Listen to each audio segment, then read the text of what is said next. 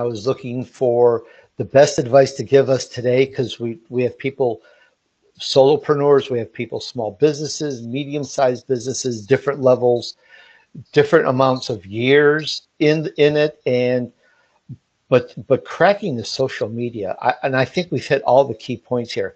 That's been the toughest thing to grow.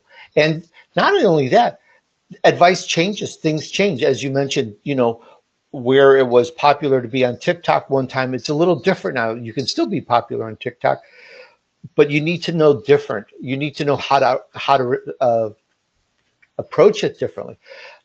Ads were good way back in the day. They've changed and they continue to change. Things continue to change. But the one thing I don't think changes is you have something good to say, you say it, and you get it out there to the key places, to the groups and the people that you feel you can help and assist with it. I mean, that's what I think it's all about. Yeah, it's really tying everything together. I think the big scary thing is that social media and building a brand is hard. And when you look at the marketplace, there's not a whole lot of people who are good at it, honestly. And the few that are typically have their own brand or they're highly valuable to work with.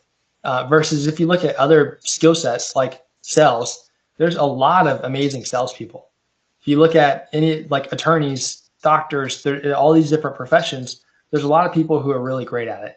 And social media, there's a lot of people who call themselves social media experts or managers. But when it comes to actually engineering content that works and get views, most of them don't know how to do that. They know how to post content and they know how to talk about different platform features and they know how to make nice graphic designs and make things that look nice.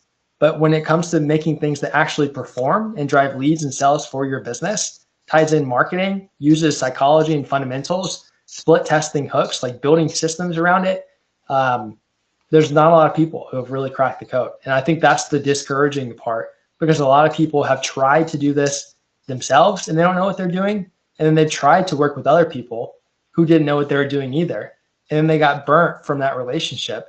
And now it's turned them off of social media because they just don't feel like it's going to work for them or they've given up on it or whatever the case. And it's really unfortunate. And I want to encourage you that you have to look, you have to vet, but there are people out there who know what they're doing. And when you work with them, they can produce like organic content, and having a big brand and presence on socials can truly become your most valuable asset and your biggest competitive edge because so few others have it.